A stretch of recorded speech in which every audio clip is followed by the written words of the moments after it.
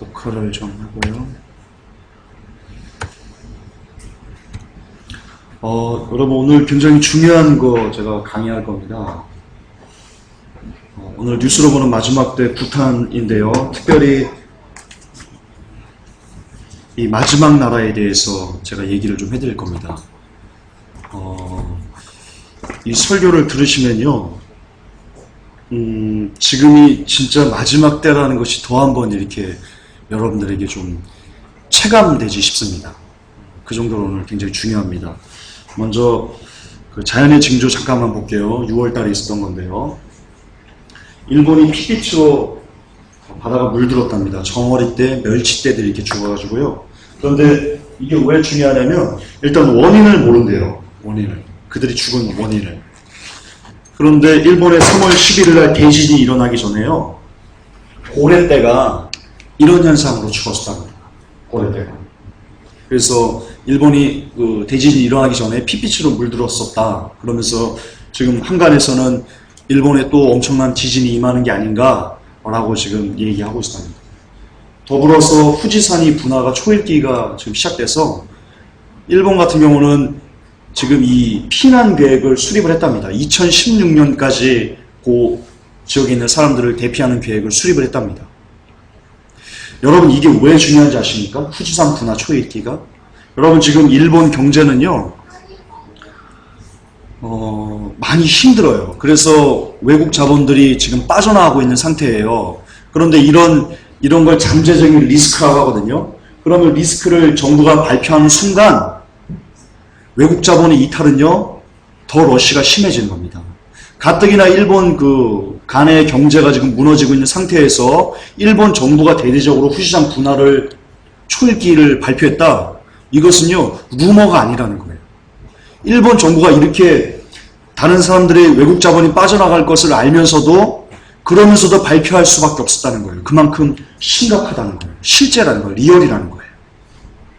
2016년 안에 터질 수도 있다라는 그 위기감이 그 정부 사이에서는 좀 파다한 거예요. 그리고 실제 그 일본의 그 이 후지산 근처에 사는 사람들에게 연락을 이렇게 받으면요, 그 밑에 있는 그 지하수가요, 3월 11일 대지진이 일어난 후에 막 뽀글뽀글뽀글 이렇게 끓고 있답니다. 마그마가 지금 활동을 시작한 겁니다.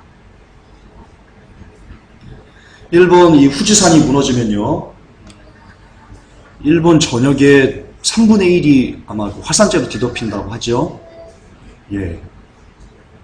그럼 끝나는 거예요. 일본 끝나는 거예요. 이게 지금, 그러니까 이게 심각한 기사예요. 굉장히 심각한 기사. 그 경제를 알면요, 굉장히 심각한 기사라는 걸 알 수 있어요. 그리고 일본의 강과 호수까지 방사능이 게 오염돼가지고요, 강에서 고기를 잡아도요, 그것을 못 먹는답니다.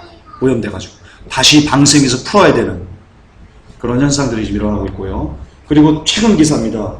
멸치떼들이 또 떼죽음을 태평양 연안에서 발견됐답니다. 그러니까 이렇게 정어리떼 200톤 정도의 정어리떼가 죽은 지 얼마 안 돼서 한 15일 후에 또 이 기사가 나왔습니다. 멸치떼들의 떼죽음. 뭔가 있습니다. 지금 뭔가 오고 있습니다. 일본에. 그리고 우리나라는 지금 104년 만에 최악의 가뭄이 있지요. 근데 이게 예고편이랍니다. 104년 만에 최고의 가뭄이인 이 최악 가뭄이 예고편이랍니다. 뉴스에 나왔습니다. 그게 원인 기계가 녹으면서 어떻게 분석을 했는데, 그거는 과학자들의 분석이고요. 하나님의 사인입니다. 이런 적이 없었습니다. 그리고 지금 이 전 세계적인 가뭄이거든요. 전 세계적인. 심각한 겁니다. 그러니까 이 자연의 징조만 봐도요, 그때가 얼마나 지금 가까운지 우리가 눈치챌 수 있어야 됩니다. 그게 지혜로운 자입니다. 자, 이제 드디어 본격적으로 마지막 나라, 그리고 적그리스도. 마지막 나라와 적그리스도는요, 여러분 뗄래야 뗄 수 없는 그런 상관관계를 갖고 있습니다. 정말 뗄 수 없습니다. 마지막 나라의 넷째, 마지막 나라라는 것을 제가 먼저 총체적인 그림을 그려드릴게요. 다니엘이요, 2장, 다니엘서 2장, 7장, 8장, 9장, 10장, 11장, 12장이 다 종말장입니다. 아십니까? 다니엘서는요, 작은 요한계시록으로 불리고 있습니다. 그만큼 종말에 대한 내용들이요, 집중적으로 나눠져 있는데요. 특히 무엇에 대한 내용이 많냐? 마지막 나라에 대한 내용이 많습니다. 마지막 나라가 어떤 나라냐면요. 하나님께서 다니엘에게 이렇게 계시를 해줍니다. 자, 이제 총 너로부터 시작해서 세상이 끝날 때까지 총 4개의 왕국이 지어질 거다. 그런데 그 4개의 왕국 중에 마지막 왕국에서 적그리스도가 나와서 이 세상을 혼란스럽게 하고, 그런데 마지막 왕국의 끝에 하나님께서 친히 예수님이 재림하셔서 이 세상의 왕국을 없애버리고 예수님의 왕국을 세울 거다라는 것이 마지막 나라의 총체적인 줄거리입니다. 그것을 2장, 7장, 8장부터 계속 이렇게 얘기를 해주시는데요. 먼저 그동안 우리는 그 개역 한글로 이 다니엘서를 저는 많이 봤거든요. 그런데 개역 한글로는요 굉장히 애매합니다. 해석이 되게 애매합니다. 고어도 많고 한자어도 많고, 그래서 굉장히 좀 비꼬는 것도 있고, 또 우리나라 그 개역 한글은요 의역이 많아요. 직역이 아니고. 그래서 제가 이걸 연구하면서 갑자기 그 킹제임스로 제가 다니엘서를 다시 한번 한 4번, 5번 제가 봤어요. 그리고 7장, 8장 같은 경우는 10번 이상 보면서 제가 나름 연구를 했거든요. 이 연구는요, 여러분들이 들었던 기존의 학설하고 틀려요. 주석에 나와 있는 학설하고 틀려요. 실례로 네 나라 중에 마지막 나라를요, 지금 한국교회 90% 이상의 목사님들이요 로마라고 풀어요. 마지막 나라가 지금 넷째 왕국이 로마 아니에요. 제가 증거를 드릴 수 있어요. 로마 아니에요. 아직 넷째 왕국에 대해서요 성경은요 가르쳐 준 적이 없어요. 아직 안 나왔어요. 그 나라는. 그걸 제가 좀 풀어드릴게요. 자, 먼저 혹시 그 다니엘서 있는 분들은요, 다니엘서 킹제임스 있는 분 킹제임스 보시고요, 아니면 사람들 그냥 이거 보시면 됩니다. 자, 다니엘서 2장 우리 같이 한번 읽읍시다. 32절부터 35절까지요. 그 다니엘이 직접 이렇게 본 겁니다. 이게 킹제임스거든요. 이게. 자, 함께 볼게요. 읽습니다. 이 형상의 머리는 정금이요, 그의 가슴과 두 팔은 은이요, 그의 배와 두 넓적다리는 노지요, 그의 두 다리는 쇠요, 그의 두 발은 얼마는 쇠요, 얼마는 진흙이었나이다. 왕이 보셨는데 마침내 손을 대지 아니하고 깎아낸 돌이 그 형상을 치되 쇠와 진흙으로 된 그의 두 발을 쳐서 그것들을 산산조각 내매. 그때 쇠와 진흙과 놋과 은과 금이 다 산산조각 나서 여름 타작 마당에 겨같이 되어 바람에 쓸려갔으며 그것들의 자리가 없어졌고 그 형상을 친 돌은 큰 산이 되어 온 땅을 채웠나이다. 30 계속 보세요. 그 꿈은 이러한즉 우리가 왕 앞에서 그것의 해석을 고하리이다. 자, 먼저 잠깐만요. 이 바빌론의 이 왕이요, 고레스 왕인가요? 갑자기 생각이 안 나네. 왕이 누부갓네살. 이 왕이 이런 꿈을 꾼 거예요. 이런 꿈을. 이 꿈을 이제 다니엘이 해석하는 겁니다. 같이 읽습니다. 이 꿈은 이러한즉 우리가 왕 앞에서 거기서 해석을 구하리이다. 오 왕이여, 왕은 왕들의 왕이시오니 하늘의 하나님께서 왕에게 왕국과 권능과 세력과 영광을 주셨나이다. 사람들의 자녀들과 들의 짐승들과 하늘의 날짐승들이 어느 곳에 거하든지 그분께서 그것들을 왕의 손에 주시고 왕을 그 모든 것을 다스릴 치리자로 삼으셨나니 왕은 이 금 머리니이다. 자, 여기서 정체가 하나 나옵니다. 느부갓네살 왕이 꾼 꿈 중에요, 제일 먼저 시작하는 게 뭐예요? 머리가 금이에요. 이게 누구예요? 느부갓네살, 바빌론이에요. 이게 첫째 왕국이에요. 뒤에 7장, 8장 제가 계속 풀어드릴게요. 자, 39절. 왕 이후에 왕의 왕국보다 못한 다른 왕국이 일어날 것이요. 이게 이거예요. 이게 이거예요. 가슴과 두 팔 은의 나라인 거예요. 셋째로 또 다른 왕국, 그 다음 나타난 나라가 놋의 나라가 나타나는 겁니다. 39절 다시 읽을게요. 왕 이후에 왕의 왕국보다 못한 다른 왕국이 일어날 것이요. 셋째로 또 다른 놋 왕국이 온 땅을 다스릴 것이며, 자, 이게 중요합니다. 넷째 왕국은 새같이 강하리니 함께요. 새는 모든 물건을 산산조각 내며 정복하나이다. 이 모든 것을 부수는 쇠같이 그 왕국이 모든 것을 산산조각 내고 사하게 하리이다. 이게 마지막 나라거든요. 마지막 나라인데요. 이 마지막 나라가 어떤 나라인지 나옵니다. 41절에 왕께서 그 두 발과 발가락들이 얼마는 토기장이의 진흙이요 얼마는 쇠인 것을 보신 것 같이 그 왕국이 나뉘을 것이로되 왕께서 쇠와 진흙이 섞인 것을 보신 것 같이 그 왕국에 쇠의 강함이 있으리이다. 그 두 발의 발가락들이 얼마는 쇠요 얼마는 진흙인 것 같이 그 왕국도 얼마는 강하되 얼마는 부서질 것이며. 그리고 여길 보세요. 이거 보시고 43절에 이거 보지 마시고요. 밑에 가로친 거 보세요. 똑같은 킹제임스인데 요거는 그리스도안의 출판사에서 나오는 킹제임스 한글판이고요. 이거는 말씀 보존학에서 나온 거거든요. 근데 이 말씀 보존학에서 나온 해석이 더 정확합니다.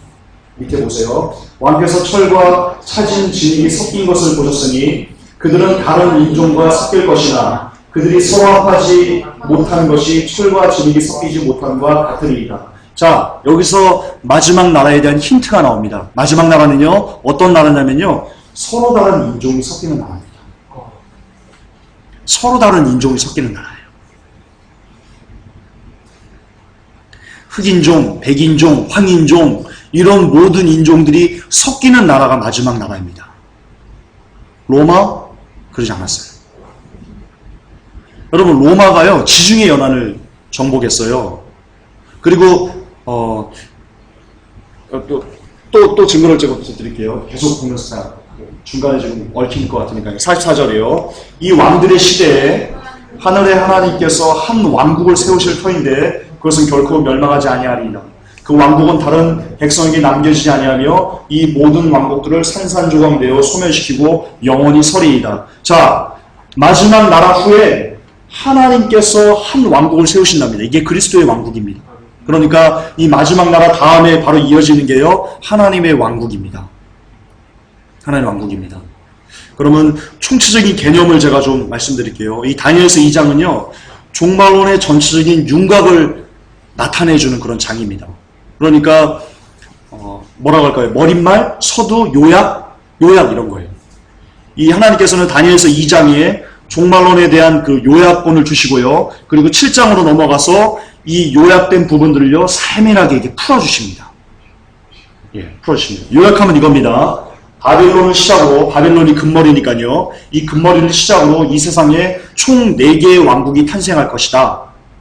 그런데 그 후에 4개의 왕국이 있은 다음에 그리스도의 왕국이 이 땅에 일어날 것이다. 예수님께서 재림하셔서 모든 인간이 만든 왕국을 부셔버릴 거다. 라는 것이 그 다니엘서 2장의 개요입니다. 개요입니다. 자, 그러면 이게 7장에서 어떻게 풀어지는지 한번 볼게요. 일단 이게 저겁니다. 금. 이게 바빌론입니다. 바빌론. 그리고 이 은의 나라, 이게 메데와 페르시아입니다. 메데와 페르시아. 그게 뒤에 나옵니다. 8장에 가서 연결됩니다. 그리고 요 노시요, 이게 그리스입니다. 그리스. 성경에 정확하게 그리스라고 나옵니다. 그리고 밑에 이게 마지막 나라입니다. 이 다리. 그런데 이 나라는요, 이 넷째 왕국은요, 10발가락을 갖고 있습니다. 이 넷째 왕국은 10발가락을 갖고 있어요. 근데 이 10발가락이 뭐라고 하냐면요, 10왕이다. 그 많은 사람들이 이것을요, 영예로 해석합니다. 그러니까 10왕이니까 많은 왕이다. 아니요, 성경 그렇게 안 되어 있습니다. 10 왕국이라고 그냥 나옵니다. 10이라고 숫자를 정확하게 직시합니다. 그러니까 10발가락은요, 10명의 왕입니다. 그러니까 마지막 나라는 어떤 나라냐면요, 새같이 강하고 극히 무섭고 이렇게 두려운 나라인데 10명의 왕이 동시에 다스리는 그런 나라입니다. 그리고 이런 제도는요, 지금까지 인류가 존재하는 역사상 한 번도 본 적이 없는 그런 모습의 나라입니다. 그런 제도를 갖고 있는 나라입니다. 그게 7장, 8장에 나옵니다. 자, 이제 이런 전체적인 개념을 갖고요, 7장을 보십시다. 자, 다니엘서 7장에는 4개의 왕국에 대한 더 자세한 설명이 나옵니다. 또 함께 우리 집중해서 읽읍시다. 4절부터요. 자, 첫째 짐승은 사자와 같으며 독수리의 날개를 가졌는데 내가 그것들의 날개들이 뽑힐 때까지 바라보니라. 또 그 짐승이 땅에서 들려 사람과 같이 두 발로 서게 되었으며 또 사람의 마음이 그 짐승에게 주어졌더라. 자, 갑자기 짐승이 나온다고 그 헷갈리시면 안 돼요. 왜냐하면 여기 보면 짐승은 왕국이다라고 그 나오거든요. 일단 이거 그대로입니다. 다니엘서 7장 17절에 보면요. 이 네 큰 짐승은 땅에서 일어날 네 왕이다 라고 합니다. 그러니까 짐승 네 마리의 짐승이 나오는데요. 이게 다 네 번째 왕국 다니엘서 2장과 연결되는 겁니다. 이 해석 틀리지 않습니다. 모든 사람이 이구동성으로 얘기하는 해석이니까요. 믿으셔도 됩니다. 그런데 첫 번째 짐승이요. 사자와 같답니다. 그리고 독수리의 날개를 가졌고요. 이렇게 강하답니다. 이 첫 번째 짐승 바빌론을 얘기합니다. 그리고 바벨론의 상징이요. 사자입니다. 실질적으로. 그리고 5절에 보면요. 또 보라. 다른 짐승, 곧 둘째 짐승이 나오는데요. 이 짐승은 곰 같답니다. 곰 같답니다. 그러면서 한쪽에서 몸을 일으켜 세웠으며 자기 입에 자기 이빨 사이에 갈빗대 셋을 물었더라. 그들이 그 짐승에게 같이 이르기를 일어나서 많은 고기를 먹으라 하더라. 이 두 번째 짐승이 은혜 나라인데요. 이게 메데와 페르시아입니다. 실질적으로 그들의 이미지도요. 곰입니다. 그리고 또 이 일루에 보니 다른 짐승, 꼭 포병 같은 짐승이 나옵니다. 그런데 그것의 등에는 날짐승의 날개 넷이 있었고 또 그 짐승에게 머리 넷이 있었으며 통치 권세가 그 짐승에게 주어졌더라. 그러니까 이 메데와 페르시아 다음에 표범같이 날쌘 나라가 나옵니다. 알렉산더를 얘기하는 겁니다. 알렉산더. 그리스의 알렉산더. 알렉산더 대왕이 마게도니아에서 탄생했거든요. 그런데 마게도니아는요, 고대 마게도니아는요, 그 북부 그리스라고 불렸습니다. 북부 그리스. 지금에 있는 마게도니아는 1991년도에 나온 건데요. 지금에 있는 마게도니아는 고대 마게도니아에 있는 그 민족들이 아닙니다.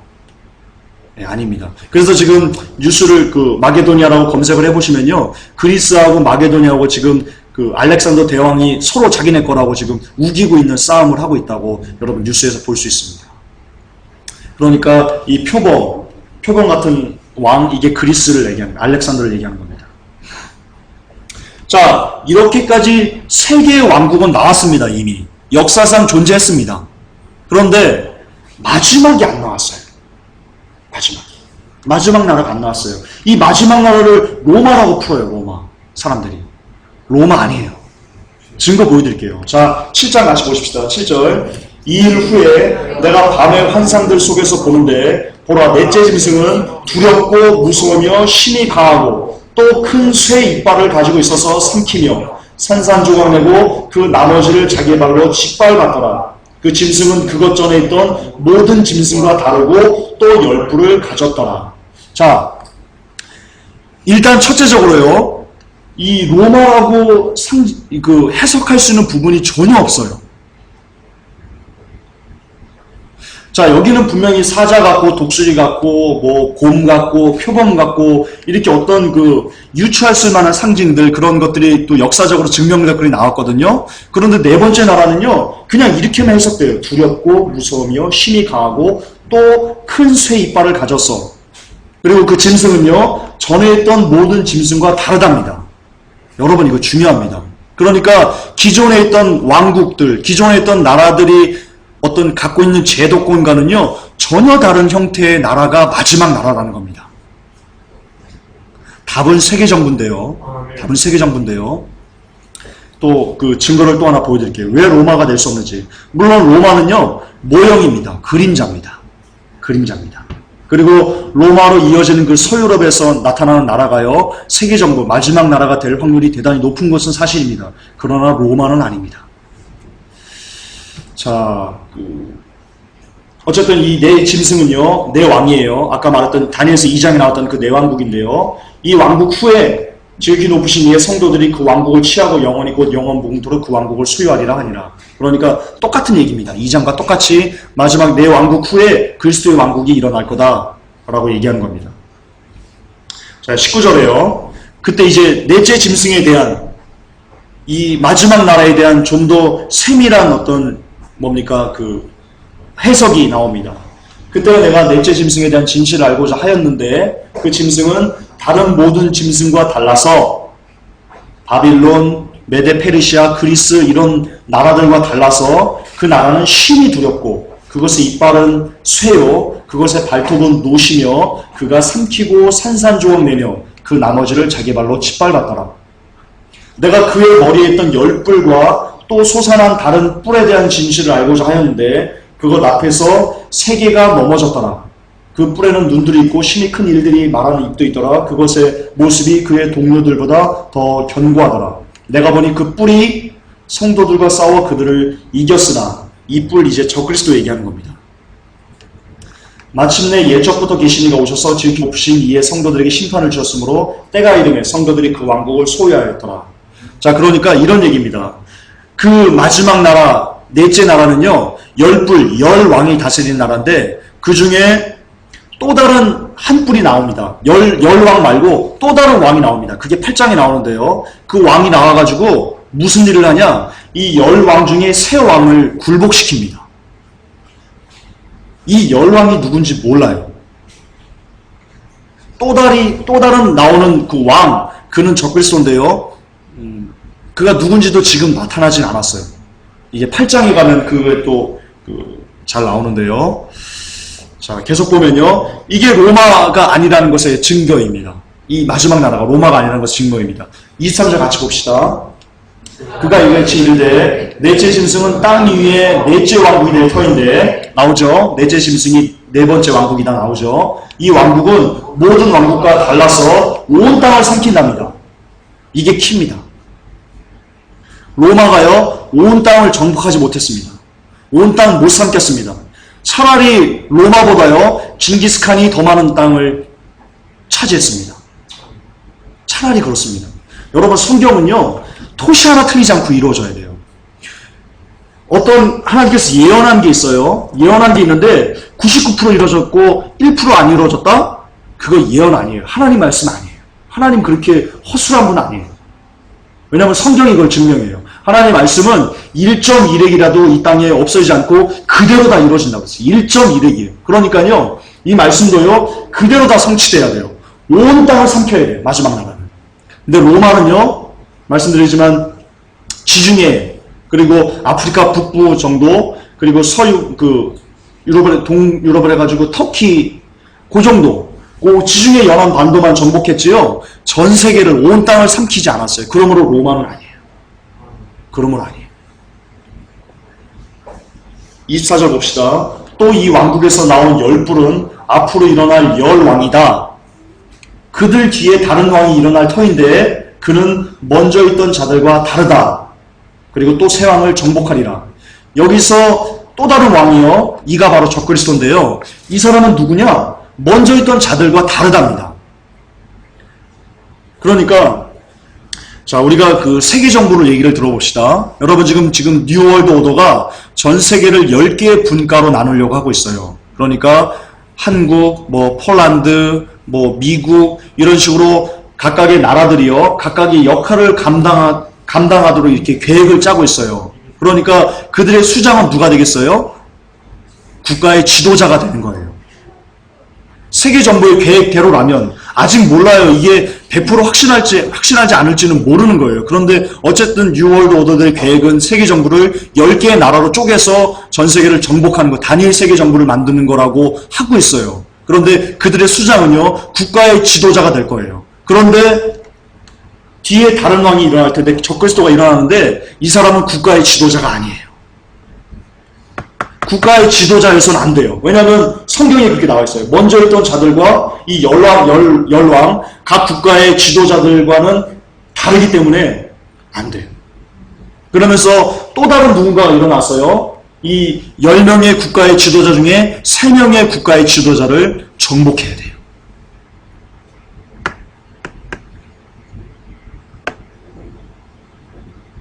네. 그러니까 지금 우리가 알고 있는 정치가 어떤 국가의 원수, 이런 사람들은 적그리스도가 될 수 없어요. 성경적으로 그래요. 전혀 다른 누군가가 나타나야 돼요. 자, 이처럼 적그리스도와 마지막 나라는요, 붙어 있습니다. 이 순서대로만 또 보면요. 마지막 나라가 나타나고 나서 적그리스도가 나오는 걸로 순서적으로 그렇게 나옵니다. 순서적으로는 그래요. 보잖아요. 열불이 먼저 일어나서요. 마지막 나라가 나타나야 돼요. 그 다음에 그들 뒤에 다른 왕이 일어난다고 그랬어요. 그러니까 적그리스도는요. 마지막 나라가 일어나고 나서 나오는 거예요. 그렇게 해석하는 게 옳아요.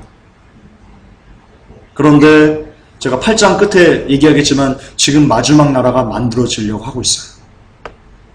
그게 경제 붕괴와 연동되어 있어요.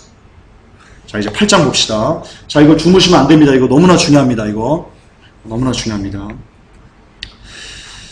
자, 25절 계속 나오네요. 그가 지극히 높으신 이를 주여, 잠깐만.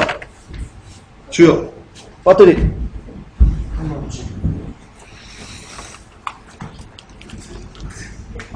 주여.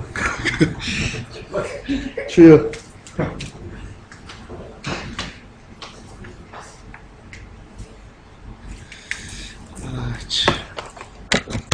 그러니까 오랜만에 하니까 안 되는 게 이렇게. 쉬지 말란 주의 뜻이요. 안 쉬겠습니다. 자, 계속 갈게요. 자, 그가 지극히 높으신 이를 대적하려고 엄청난 말들을 하며, 이게 누구예요? 자, 마지막 이 새 왕을 정복한 그 적그리스도가 나와가지고요. 무슨 일을 하냐?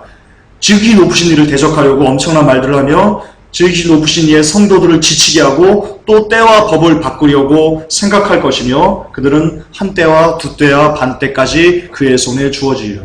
적그리스도입니다. 네. 요한계시록으로 이어집니다.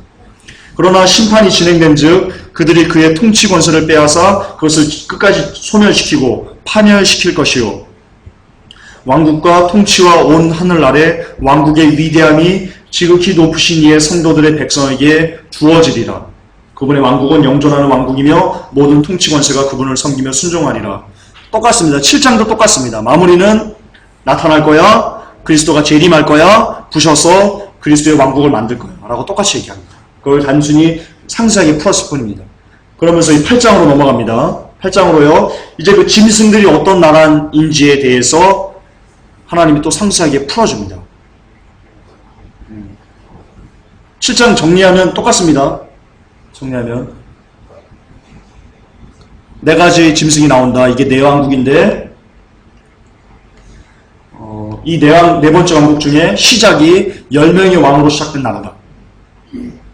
그런데 이들 뒤에 10명의 왕과는 전혀 다른 어떤 왕이 나온다. 그가 나와서 10명의 왕 중 3명의 왕을 정복한다. 이게 7장의 핵심입니다. 그리고 그리스도 재림하신다.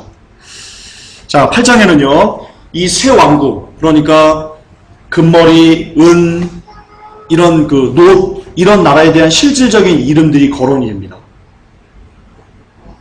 그러나 역시 마지막 왕국에 대한 이름은요. 거론되지 않는데요. 봅시다. 다니엘 8장에 또 내가 울레강의 둑 사이에서 사람의 목소리를 들었는데 그것이 외쳐 이르되 가브리엘아 이 사람이 그 환상을 깨닫게 하라 하더라. 이 앞절에 보면요. 다니엘이 환상을 또 봅니다. 그것을 깨닫지 못하고 있는데 하나님께서 가브리엘 천사에게 가브리엘 천사야 너 다니엘이 가가지고 이 환상들을 깨닫게 해라 라고 얘기합니다. 17절에 이에 그가 가브리엘 천사입니다. 가브리엘 천사가 내가 서 있는 다니엘이 서 있는 곳으로 가까이 나오더라. 그가 나올 때에 가브리엘 천사가 나올 때에 다니엘이 두려워서 얼굴을 대고 엎드렸으나 가브리엘 천사가 내게 이르되 다니엘에게 이르되 오 사람의 아들아 깨달으라 그 환상은 끝이 임하는 때에 있을 일이니라. 마지막 시대에 있을 예수 그리스도의 재림 직전 이 세상이 다 없어지고 사라지는 그때에 있을 환상이다라고 얘기해 줍니다. 19절에 이르되 보라 내가 그 경로의 마지막 끝에 있을 일을 내게 알려주리니 이는 정해진 때에 그 끝이 임할 것이기 때문이라.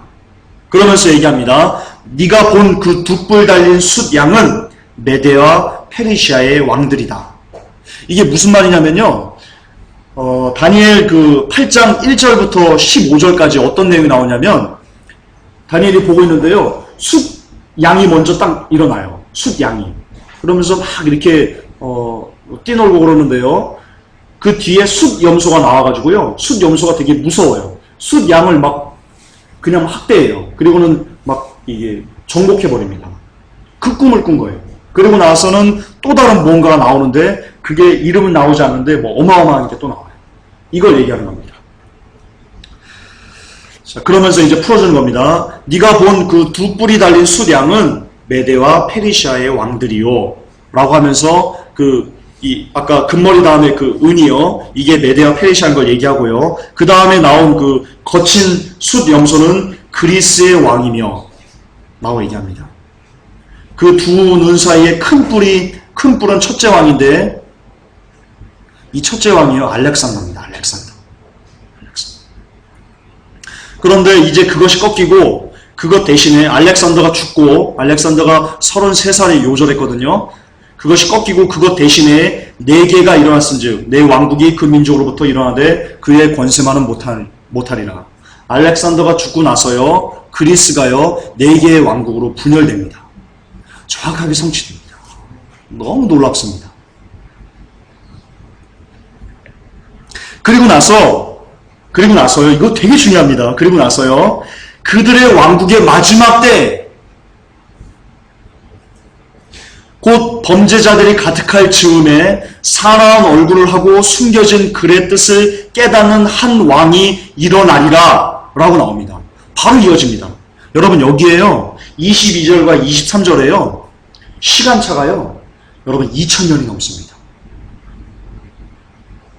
무슨 말이냐? 자, 이제 그리스가 세 번째 왕국인데요. 이 그리스가 그 알렉산더가 죽고 나서 4개로 분열되고 이렇게 거의 끝날 때쯤에 그리고 2000년이 훌쩍 지나갔어요. 그들의 왕국의 마지막 때, 그리스의 마지막 때, 곧 범죄자들이 가득할 즈음에 그리스 때의 마지막 때는요. 범죄자들이 온 세상에 이렇게 가득하게 된다는 겁니다. 이게 그 뜻이 국어 수준입니다. 이거. 그러니까 다시 한번요. 그리스의 마지막 때는 범죄자들이 가득할 때가 된다는 겁니다. 그때 사나운 얼굴을 하고 숨겨진 글의 뜻을 깨닫는 마지막 때를 깨닫는 그러니까 적그리스도가 일어난다는 겁니다. 그러니까 여기서 이 그들의 왕국의 이것은요. and in the 있습니다. time their kingdom입니다. their kingdom. 이 their이요. 한정사입니다. 한정사. 그러니까 명사의 뜻을 한정시키는 다른 것으로 해석하지 못하고 오직 그거로만 뜻을 이게 못 박는 한정사가 대열이거든요. 그런데 이게요. 이 대열이 누구예요? 그리스예요. 그리스. 그러니까 그들의 왕국의 마지막 때는요. 다른 걸로 해석할 수 없어요. 그리스의 마지막 때라고 해석할 수밖에 없어요. 왜냐하면 이게 한정사이기 때문이에요.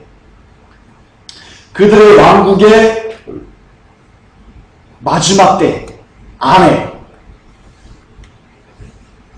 적그리스도가 나온답니다.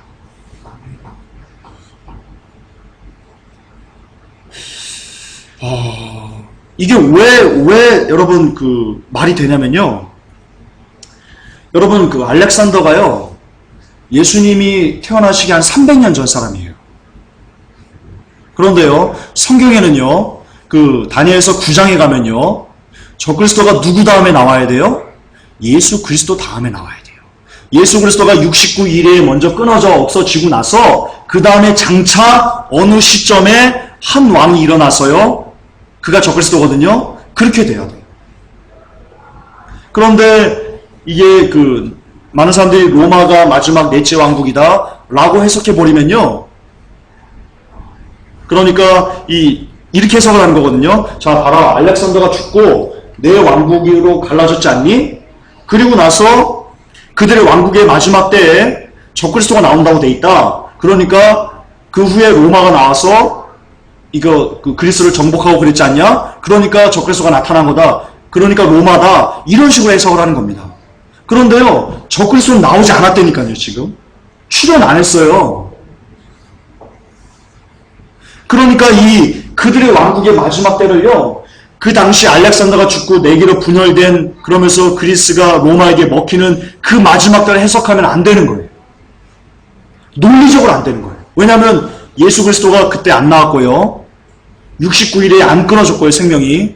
그리고 그러면서 적그리스도 역시 나오지 않았기 때문이에요. 그리고 성경은요.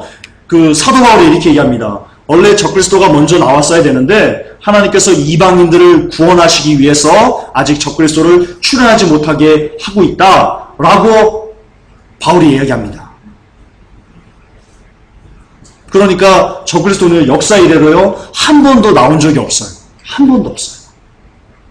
언제 나와요 적그리스도가? 그들의 왕국의 마지막 때 범죄자들이 가득할 즈음에 그때 나옵니다. 그러니까요 그리스의 마지막 때 나오는 겁니다. 성경적입니다. 여러분 진짜 교만이 아니고요. 여러분 이 해석 못 들어요. 어디서 못 들어요. 정말이에요. 정말이에요. 그리고 이게 옳아요. 이 해석이 옳아요. 이 해석이 옳아요. 로마 아니에요. 근데 거듭 말씀드리지만 한국교회 95%가 다 마지막 왕국을 로마로 풀어요. 로마는요 그림자예요. 그림자. 모형이에요. 모형이에요. 그런데 지금요 여러분 그리스가 붕괴하려고 하고 있어요.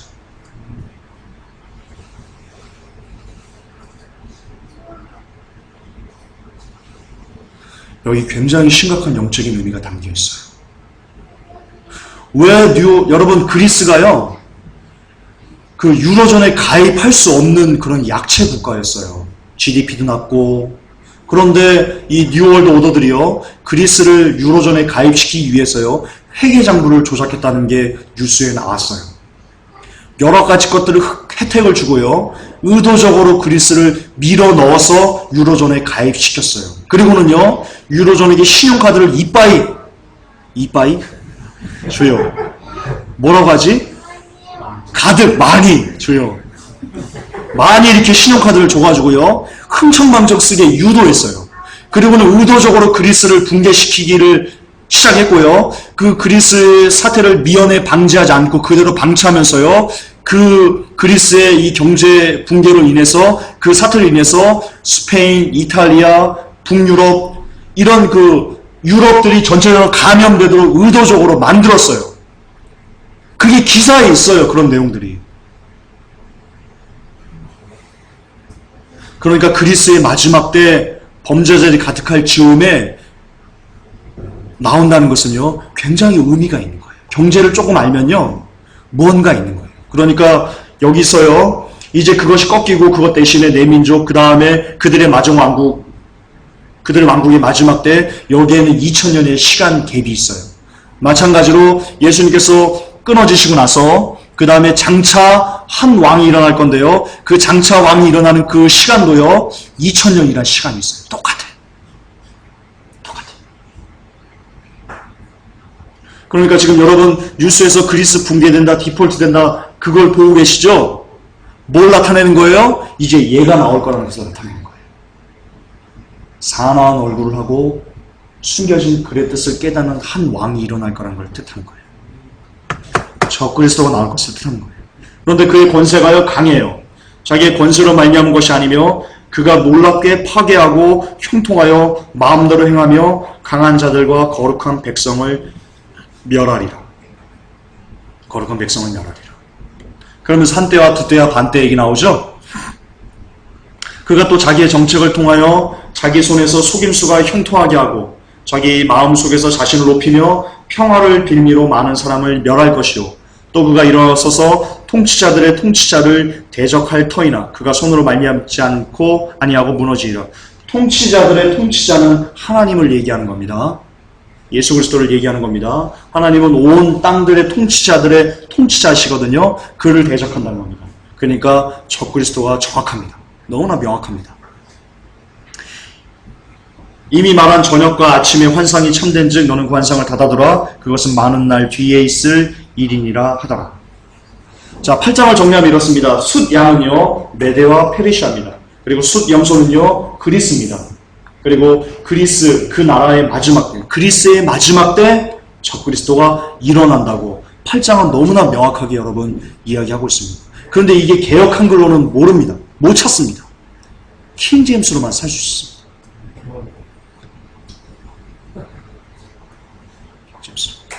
한번 가서 킹제임스 다시 한번 쭉 찬찬히 한번 보십시오. 자, 그럼 마지막 나라의 특징이 나옵니다. 마지막 나라의 특징이요. 첫째, 그리스의 마지막 때 일어나는 나라입니다. 마지막 나라는. 그리고 둘째요, 온 땅을 삼키고 부셔버립니다. 지금까지 전 세계의 모든 나라를 다 삼키고 정복했던 나라는요, 단 한 군데도 없습니다. 단 한 군데도 없습니다. 그런데 마지막 나라는요, 온 땅을 삼키고 부셔버린답니다. 세계 정부 얘기하는 겁니다. 세계 단일 정부 얘기하는 겁니다. 뉴 월드 오더 얘기하는 겁니다. 그리고요, 섞이기 힘든데 억지로 섞입니다. 성경에 나옵니다. 얼마는 철이고 얼마는 지흙이라서 그 나라가 섞이지 않는데 마지막 때는 그 나라가 섞인답니다. 그러니까 서로 다른 인종이 섞이는 나라, 흑인, 백인, 황인이 서로 섞이는 나라, 여러분 세계 단일 정부여야지만 가능합니다. 아프리카 사람들, 아프리카 유니온, 아시안 유니온, 아메리칸 유니온, 이런 확인종, 백인종, 흑인들이 하나로 한 나라에서 융합될 수 있는 나라는요, 세계 정부, 뉴월더들이 지금 구성하는 원 월드 가버먼트 외에는요, 알 수 있는 길이 없어요. 그럴 수 있는 방법이 없어요. 올리원입니다. 여러분, 마지막 나라는 진짜 뉴월더들이 꿈꾸는 원 월드 가버먼트를 얘기하는 겁니다.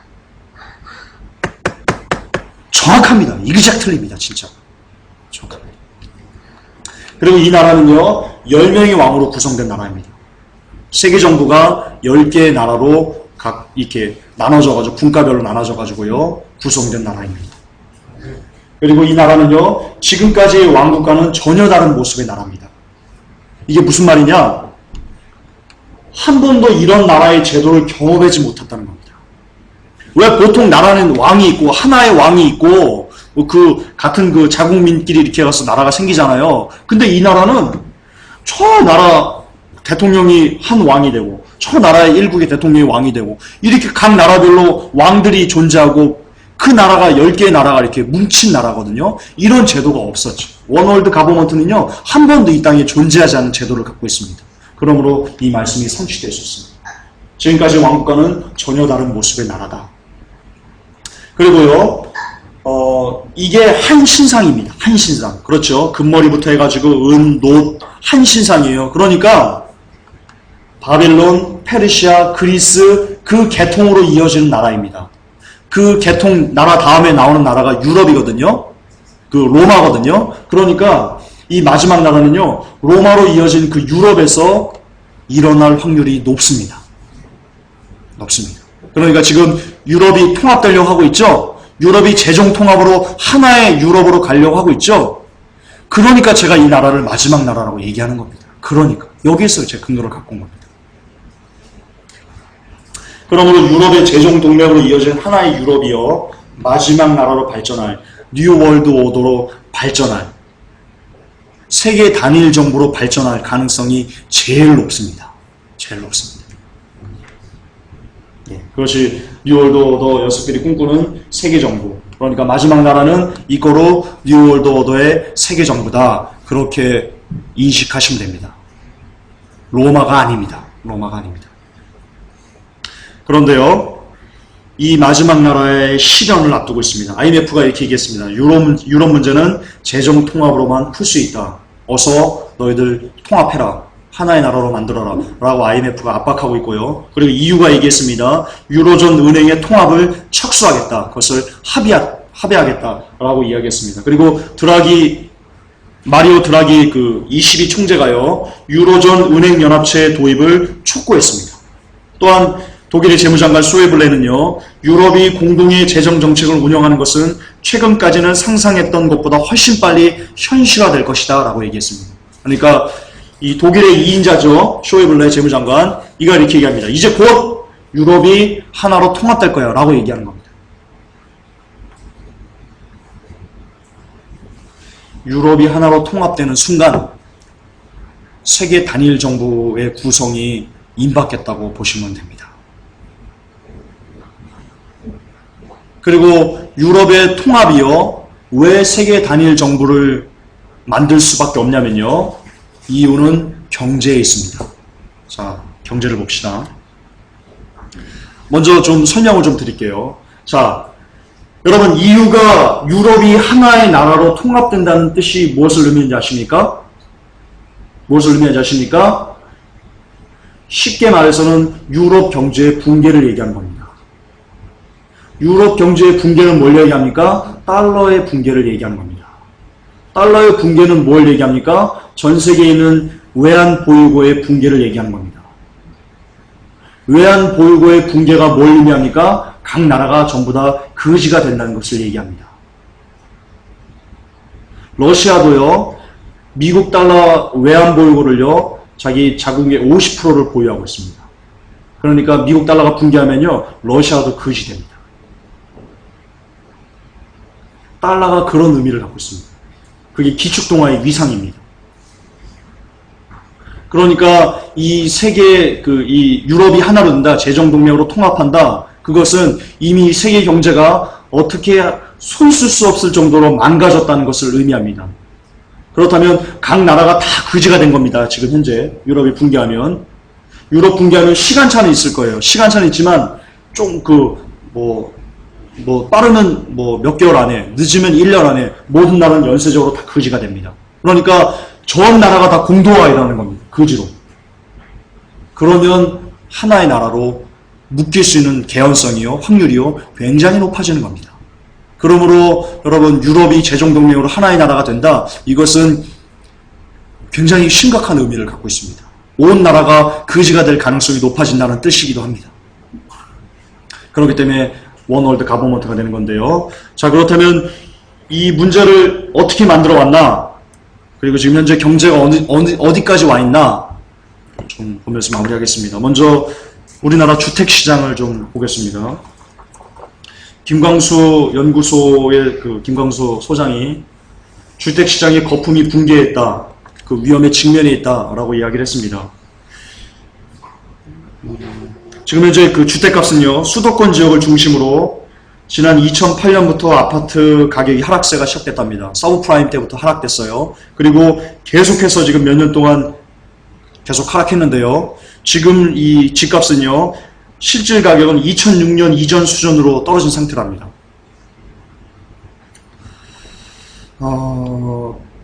이게 무슨 말이냐면요, 지금 여러분 집값이 떨어지면요, 아파트 값이 떨어지고 그러면 이 부동산 거품이 꺼진다는 건데, 이 부동산 거품이 꺼지는 것과 연계해 가지고요, 유로존의 위기가 온다면, 그리고 러시아와 중국의 경착륙이 같이 이어져 가지고요, 수출도 안 되고 수출기도 막히고 그런다면요, 이걸 전문용어로 퍼펙트 스톰이라고 하거든요.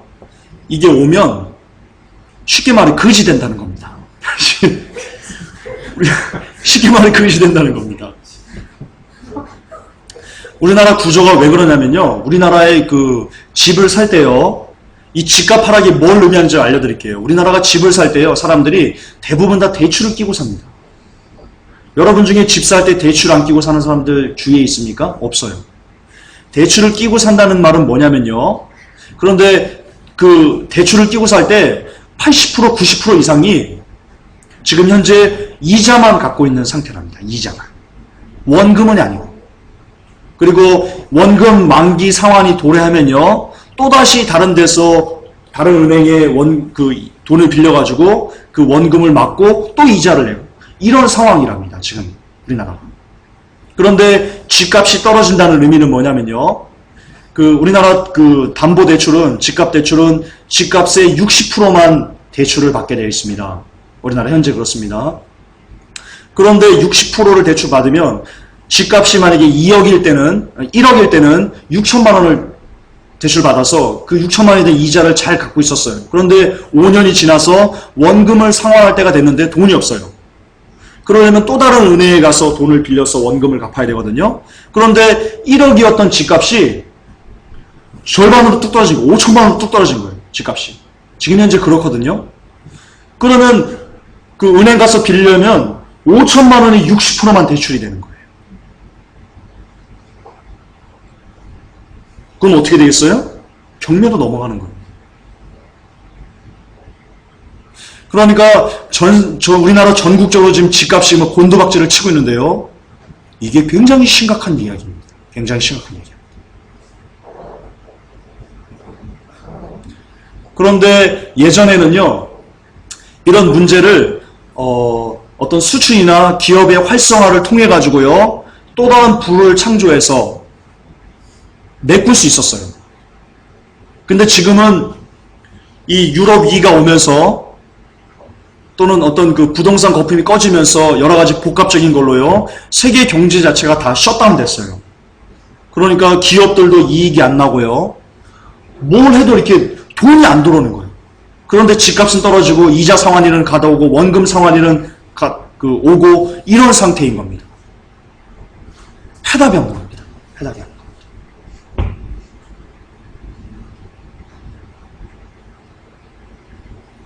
정말 답이 없어요. 답이 없어요. 지금 그런 입장이고요. 그러니까 주택시장 거품이 붕괴의 위험 직면에 있다. 이것은 이꼬로 우리 거지된다라고 보시면 됩니다. 정확합니다. 정확합니다. 제 얘기가 아니거든요. 저는 지금 제 얘기를 떠드는 게 아니에요. 제가 다 지금 그 어떤 경제연구소 가서 자료 연구하고 기사들 보고 그 전문가들 했던 얘기를 믹스해가 종합해서 여러분들에게 떠들어대는 겁니다. 그러니까 정확합니다. 그리고 푸틴 러시아 대통령이 이렇게 얘기했습니다. G20 정상회의, 멕시코에서 있었던 최근에 G20 정상회의에서요. 미국에 이렇게 얘기했습니다. 야, 유로보다 미국 달러가 더 걱정인 것 같은데? 실질적으로 푸틴 대통령이 이렇게 얘기했습니다.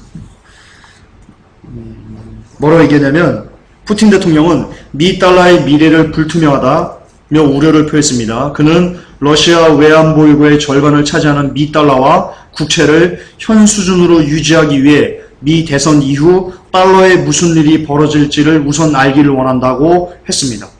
이게 무슨 말이냐면요. 쉽게 말해서 오바마에게 야, 니네 무슨 문제 있지? 니네 정상적으로 안 돌아가지? 브리핑해봐. 언론 나한테 브리핑해봐. 그 얘기입니다. 쉽게 말해서. 그만큼 이 푸틴이 지금 그 위험을 감지하고 있다는 겁니다. 그리고 실질적으로 위험합니다. 유럽보다 이 미국 달러가 더 위험합니다. 아시겠지만 여러 번 많이 강조한 거 있죠? 지금 뒤를 돌아서요. 시계를 보세요. 시계를 보세요. 지금 뒤를 돌아서. 초침을 보세요. 2초, 3초, 4초, 세세요. 5초, 6초, 7초, 8초, 9초, 10초 땡. 미국 빚이 얼마게요? 5억 5천만 원 늘었습니다. 우리가 시계 보면서 10초 셌죠? 5억 5천만 원 빚이 늘었습니다. 미국이. 걔네는 1초에 5,300만 원씩 빚이 늘은 나라거든요. 어떻게 갚아요? 어떻게 갚아요? 미국 집값도 지금 뚝뚝 떨어지고 지금 그러고 있는데. 끝났어요. 미국 끝났어요. 똑같습니다. 세 번째 기사는요. 한국 부동산 거품이 파열되면 제2의 IMF가 온다라고 기사가 있었는데요. IMF 아닙니다. 그냥 거지됩니다. IMF 아닙니다. 자, 교회 대출 이대로 가다가 전부 파산이다. 그 교회가요. 빌린 돈이 4조 4,600억이랍니다. 교회가. 4조 4,600억. 약 5조거든요. 5조거든요. 이게 어떤 의미냐면요. 우리 좀 쉽게 합시다. 쉽게. 지금 한 개의 교회가 1억씩 빌렸다고 치면요. 1억씩. 그러면 그러니까 다시요. 5조 가까이 빌렸는데요. 1조가요. 1만억이에요. 1천억이 아니고 1만억이에요. 1만억. 예를 들어서요. 한 교회당 1억씩만 빌렸어도요. 5만 교회가 1억씩을 빌렸다는 통계가 나와요. 5조면 그런 통계가 나와요. 그런데 우리나라 지금 교회 수가 몇 개인지 아세요? 약 5만 교회입니다. 5만 교회 10만 목회자가 우리나라의 지금 통계입니다. 그리고 한 20만의 무임 목회자들이 있는데요. 어쨌든 5만 교회 10만 목회자가 지금 담임을 하고 있습니다. 그런데 5조를 빌렸다는 것은요. 5만 교회가 다 빚이 있다는 겁니다. 다 5만 교회가. 적어도 1억씩은. 물론 그 중에는 뭐 20억 빌린 데도 있고 뭐 100억 빌린 데도 있고 이러겠죠. 사랑의 교회 같은 데는 뭐 수백억 빌렸겠죠. 공사하면서. 어쨌든 거두절미하고 그냥 평균적으로 1억씩만 빌려도요. 5만 교회가 빌린 겁니다. 그러면 한국 교회가 전부 다 빚이 있는 겁니다. 지금.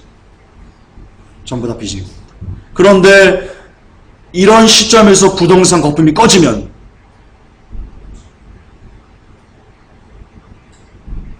어떻게 됩니까? 은행은 리스크를 해지하기 위해서요, 이자율을 올릴 수밖에 없습니다. 은행의 생리입니다. 그러면 월급은 그대로예요. 성도수는 계속 줄어요. 헌금은 계속 줄어요. 근데 이자는 더 늘어나요. 교회가 어떻게 되겠어요? 교회 파산은 경매 들어가는 겁니다. 경매 들어가는 겁니다. 그러면 한 교회에서 한 교회당 뭐 이렇게 한 30명씩 있다고 하도요. 그 교회가 문 닫으면 30명은 어디로 갑니까?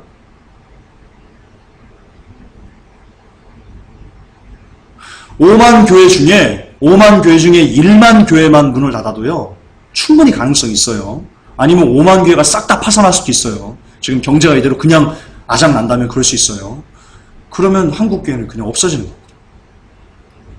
이게 그렇게 비관적인 얘기가 아니라니까요. 저는 팩트를 얘기하는데 사람들은 늘 저 비관론주자 막 그렇게 얘기하는데요. 아니 이게 팩트예요. 그냥 논리적으로 생각해 보세요. 논리적으로.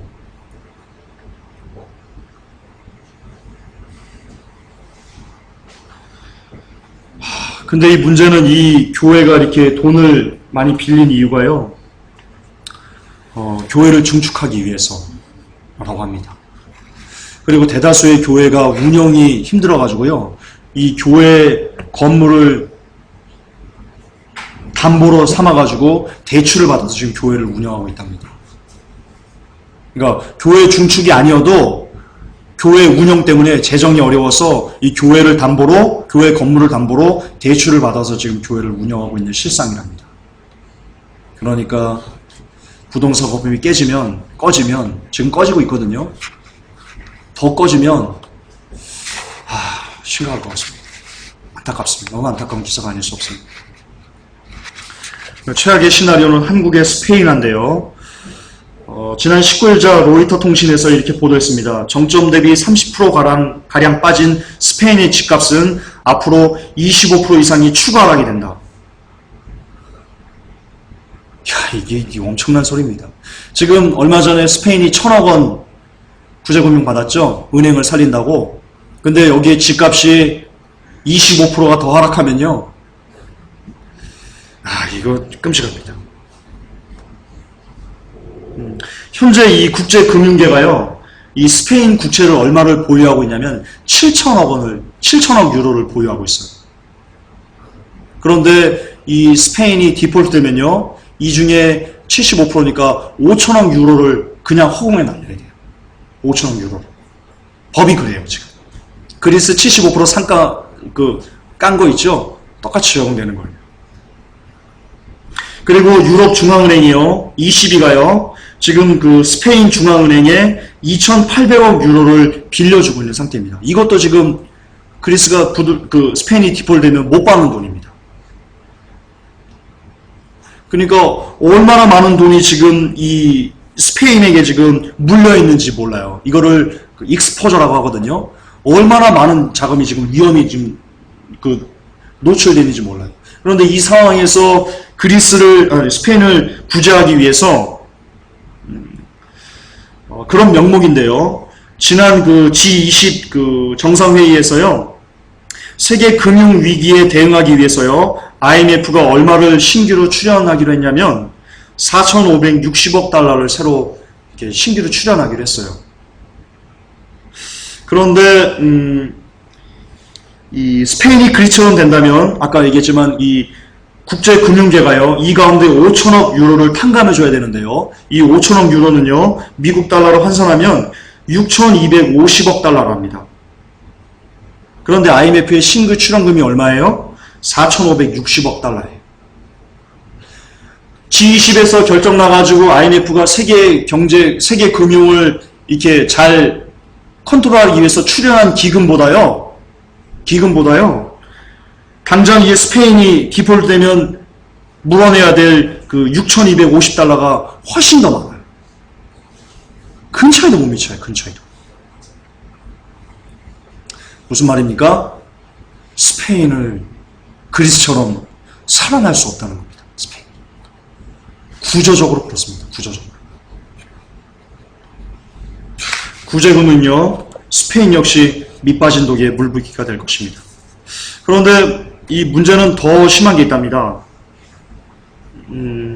그리스가요, 이 그리스나 스페인보다 이탈리아가 더 문제랍니다. 이탈리아 경제 규모가요, 계속 무슨 이거 같아요. 감자를 캐면 이렇게 계속 이게 뭐죠?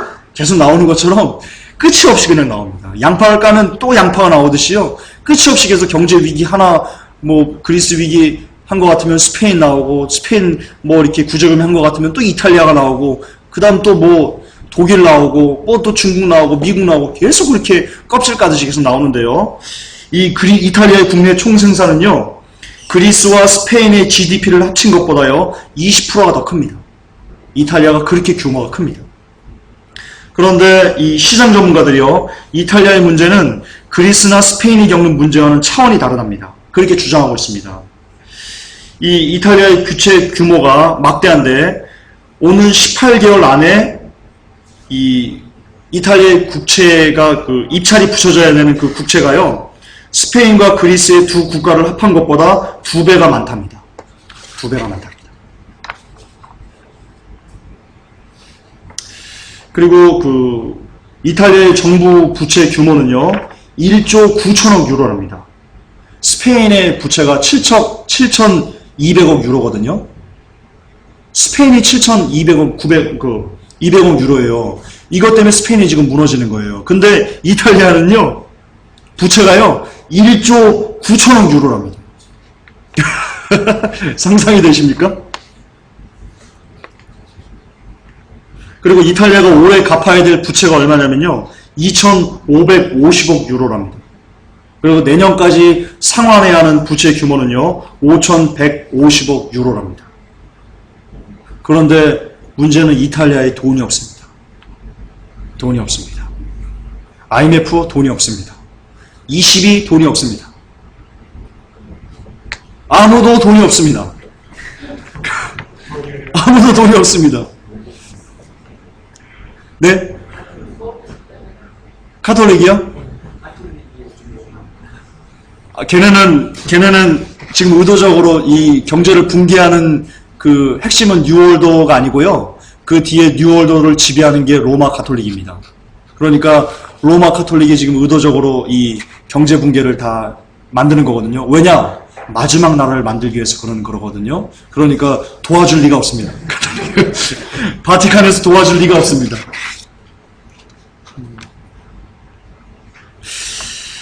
우리나라 무상보육이요, 이게 6월달인가 5월달에 시작을 했거든요. 그런데 8월 말이면 파산한답니다. 박준영 도지사, 전남지사가 얘기했습니다. 그분이 시도지사 협회 회장이거든요.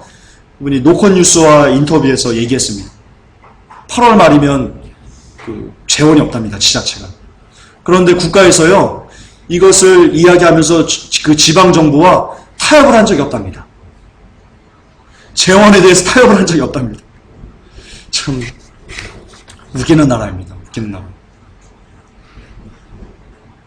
어쨌든 이제 2달, 8월이면 얼마 안 남았습니다. 2달이면 이제 끝나는 거고요. 무상보육은 없고요.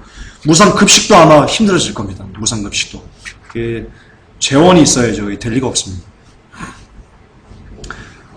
이게 좀 중요합니다. 100대 건설사 중에 35개 회사가 지금 퇴출 위기에 있고요. 여기에 연동된 근로자 수가 173만 명인데요. 여러분, 이것만 보면 안 됩니다. 이 173만 명만 보면 안 됩니다. 이들이 누굽니까? 이 173만 명이 누굽니까? 가장입니다. 그러면 그 가장이 가족들을 부양해야 됩니다. 근데 이 173만 명이 다 길거리를 지금 내놓는다는 그 기사거든요. 그러면 4인 가족만 해도요, 몇 명이 거지가 되냐면요, 1000만 명이 거지가 되는 겁니다. 이게 얼마나 심각한 기사인지 모릅니다. 서정욱 대우건설 사장이 이렇게 얘기했습니다. 내 건설 인생 40년 만에 이런 불황은 처음입니다. 네, 대우건설 사장이 이렇게 얘기했습니다. 내 건설 인생 40년이면 그분은 건설에서 잔뼈가 굵은 거예요. 그런데 이런 불황은 처음이랍니다. 이 건설 산업이 2004년 서브프라임 사태 이후 본격적으로 이 주택시장이 침체하면서 5년째 지금 장기 침체에 들어갔거든요. 그러면서 경영 부실이 급격하게 악화됐는데요.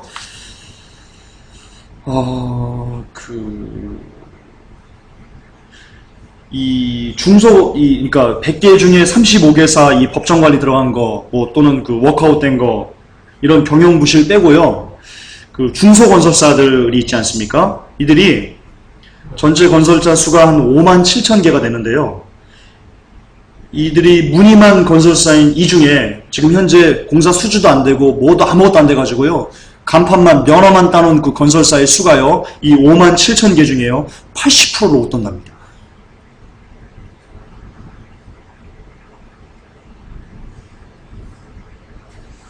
5만 7천 개 중에 80%를 웃돈답니다. 그러면 거기에 속해 있는 지금 이 건설사 일용직들부터 해가지고 여러 사람들이요. 뭐 먹고 살까요? 급여 나올까요? 어쨌든 나가서 시멘트라도 짊어져야지 한 돈을 받을 거 아니에요. 근데 이 5만 7천 개 중소건설자 중에요. 공사 수주를 하나도 못 따가지고요. 올해 무늬만 건설사인 게 80%가 넘는다니까요. 그러면 이미 이 돈을 못 받는, 가정을 부양하지 못하는 가장들이 엄청나게 많다는 겁니다, 지금. 한국 경제가 지금 이 정도입니다, 이 정도. 여기에 여러분, 말씀드렸지만, 가계재틀 1000조 터지고요. 유럽발 재정기 와서 수출기를 막히고, 전체적으로 침체되고요. 여러분, 끝장나는 겁니다, 끝장나는 겁니다. 왜 테이큰의 리암 니슨 영화 있죠? 더 그레이. 모든 재난이, 상상했던 모든 재난이 한꺼번에 닥칠 것이다. 여러분, 의미 있는 겁니다. 의미 있는 겁니다. 여러분, 이제 곧 한국 경제에 우리들이 지금 염려했던 것들, 총체적으로 정말 퍼펙트 스톰이 몰아쳐가지고요. 어느 순간에 딱 일어났더니 은행의 잔고가 빵원인, 어느 순간에 갔더니 회사가 문을 닫은 그런 경우들이요. 이제 숱하게 올라올 겁니다. 왜냐하면 이제 대화란이 열릴 것이기 때문입니다.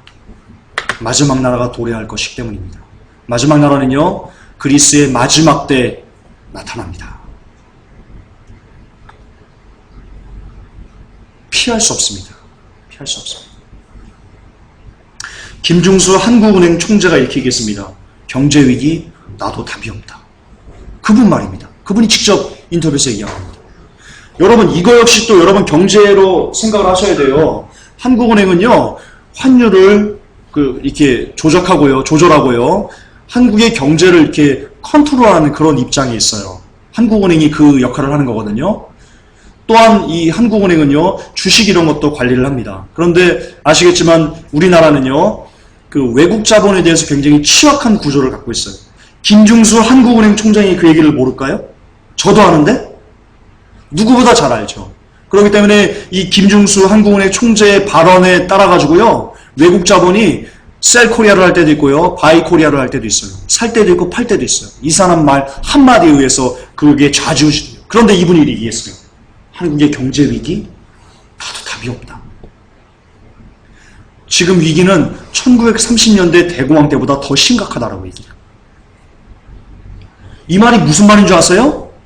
야, 외국 자본들 얼른 팔고 나가라 라고 하는 거와 똑같은 거예요.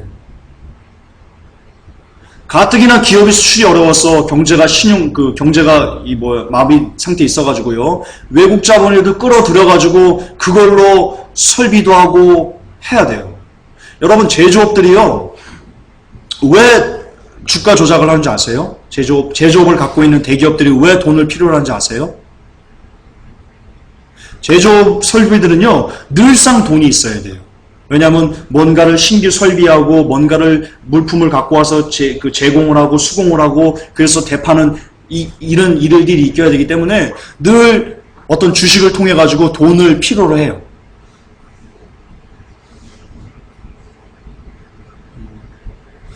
그런데 그것을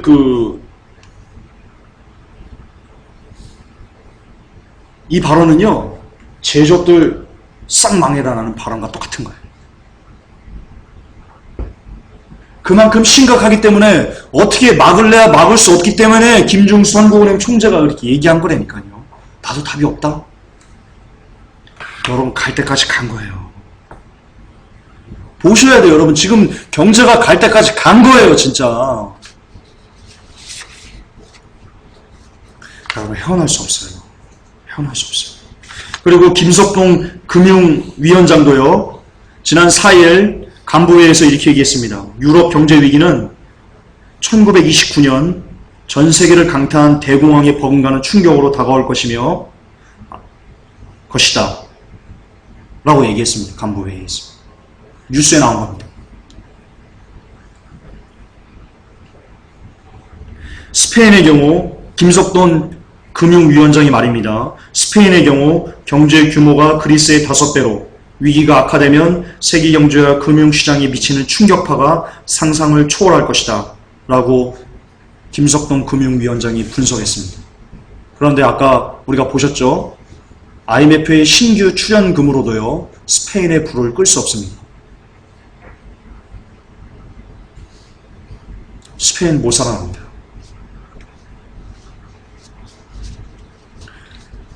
그리고 우리나라도 곧 이제 IMF를 또 달라고 하게 될 텐데요. 분명히 하게 됩니다. 우리나라 도와줄 돈 없습니다. IMF가 우리나라 도와줄 돈 없습니다. 키프로스 구제금을 신청하고요. 이탈리아 또 돈 달라고 하고 있고요. 줄 돈 없습니다. 없습니다. 그렇습니다. 세계 경제는 수치상 붕괴했습니다. 말씀을 맺겠습니다. 오늘 좀 많이 길었는데요. 그래도 너무 중요한 거였습니다. 여러분 왜 이렇게 경제 위기가 닥쳐 있습니까? 이렇게 해결할 수 없는 일들이 우리에게 닥칩니까? 답은 하나입니다. 이들이 경제 붕괴를 통해서 만들려는 뉴 월드 오더의 전략은요. 오직 하나의 목적입니다. 하나의 꼴입니다. 뭐냐면 바로 원 월드 가버먼트입니다. 마지막 나라입니다. 다니엘서에 기록된 마지막 나라를 통해서 적그리스도를 이 땅에 옹이하기 위해서입니다. 왜 적그리스도를 옹이하기 위해서입니까? 왜 그렇습니까? 거룩한 성도들을 짓밟기 위해서라고 다니엘서에는 너무나 명확하게 기록하고 있습니다. 거룩한 성도들을 짓밟기 위해서 적그리스도를 옹이하려는 겁니다. 즉 다시 말해서 지금 이렇게 예배드리고 있는 말씀 듣고 있는 여러분들을 죽여버리기 위해서 오직 그것 하나의 목적을 두고 그 세상을 마음껏 만들기 위해서 세계 경제 붕괴를 일으키는 겁니다. 그러므로 세계 경제 붕괴 소식을 여러분들이 듣게 되면요, 여러분들은 무엇을 생각해야 되냐면요, 대환란이 곧 열리겠구나. 이 설교를 들으시면서요, 나 어떻게 그지 되면 어떡하지? 여러분 여기서 끝나면 안 됩니다. 누구나 다 그지가 됩니다. 세계 경제가 붕괴하면. 근데 그지가 되는 게 중요한 게 아니고요. 여러분의 생명이 견고하게 달려있다는 것이 중요합니다. 여러분을 그냥 죽이지 않습니다. 루시퍼는 우리들을 하나님의 백성들을 그냥 죽이지 않습니다. 왜냐하면 루시퍼가 나타났다는 것은요. 이제 그의 수명이 이제 7년 남았다는 것을 의미하는 거거든요. 그렇기 때문에 루시퍼는요. 그 7년 동안 지가 할 수 있는 모든 악함을 이 세상에 다 쏟아낼 겁니다. 누구한테 집중적으로 쏟아냅니까? 하나님의 백성들에게 복수하기 위해서 다 쏟아낼 겁니다. 그러므로 우리를 쉽게 죽이지 않습니다. 그 환란이 우리를 기다리고 있습니다. 이것은 여러분들이 두려워하건 두려워하지 않건 그런 차원의 문제가 아닙니다. 여러분이 두려워해도 여러분들에게 임할 것이며 여러분이 두려워하지 않아도 여러분들에게 임할 것입니다. 왜냐하면 성경은 1.1의 길에도 없어지지 않고 마지막 때 다 이루어질 거라고 예언하고 있기 때문입니다. 그러므로 그때가 다가올수록 그럼 우리는 무엇을 해야 됩니까? 세계경제 붕괴 소리와 대환란이 열리는 소리와 마지막 나라가 날리는 소리와 적그리스도가 나타나려고 하는 이때 우리는 그러면 김전사 뭘 해야 됩니까? 제가 늘상 얘기했던 겁니다. 답은 예수 그리스도를 사랑하시면 됩니다. 더 예수 그리스도를 사랑하기 위해서 더 그분 안에 여러분이 들어가기 위해서 애쓰시는 것 외에는 답이 없습니다. 다른 거에서 금 찾지 마세요. 물 찾지 마세요. 식량 찾지 마세요. 그런 거 도움 안 됩니다. 도움 안 됩니다. 아무런 도움 안 됩니다. 오직 하나의 희망은요, 예수 그리스도 외에는 없습니다. 정말입니다. 그렇기 때문에 더 사랑하기 위해서, 그분을 더 사랑하기 위해서는요, 그분을 알아야 됩니다. 우리는 예수 그리스도를 아는 만큼 사랑할 수 있습니다. 그렇지 않습니까? 모르는 이를 어찌 사랑할 수 있습니까? 알지 못하는 이를 어찌 부를 수 있습니까? 그러니까 우리는 예수 그리스도를 더 많이 알아야 되는데요. 그래야 예수 그리스도를 더 많이 사랑할 수 있는데요. 더 많이 알기 위해서는요, 다른 곳에서 그 해답을 찾을 수 없습니다. 오직 성경 안에만 예수 그리스도를 알 수 있는 비법이, 방법이 나와 있습니다. 그러니까 더 성경 10장 보셨습니까? 100장 보십시오. 2시간 성경 들었습니까? 3시간 들으십시오. 귀에서 피가 나도록 들으시고요. 정말 눈이 빠지도록 성경을 읽으시고요. 그리고 기도하십시오. 수시로 무시로 성령 안에서 깨어서 기도하십시오. 그럴 때 더 많이 예수 그리스도를 알게 되고요. 그분의 사랑을 더 많이 깨닫게 되고요. 그럴 때 우리는 더 많이 예수 그리스도를 사랑할 수 있게 될 것입니다. 그러면 우리는 구원받을 수 있습니다. 기도합니다. 하나님, 마지막 때 경제 붕괴를 통해서 그들이 이루려고 하는 것은 마지막 나라의 도래임을 우리가 상고하였습니다. 하나님, 이제 마지막 이 경제 붕괴를 통해서 대환란이 이제 열릴 터인데, 하나님, 이때 우리가 무엇을 할 수 있겠습니까? 우리의 구원이 어디에 있습니까? 우리의 구원은 오직 예수 그리스도 외에는 없음을 고백합니다. 그래서 그분을 더 사랑하기 위해서 더 하나님 말씀을 묵상하고 더 하나님 기도의 삶을 사는 우리 회복교회 성도님들, 그리고 메시지를 듣는 모든 사람들 되게 하여 주시옵소서. 예수 그리스도 이름 받들어 축복하며 기도 올려옵나이다. 아멘. 주님 감사합니다.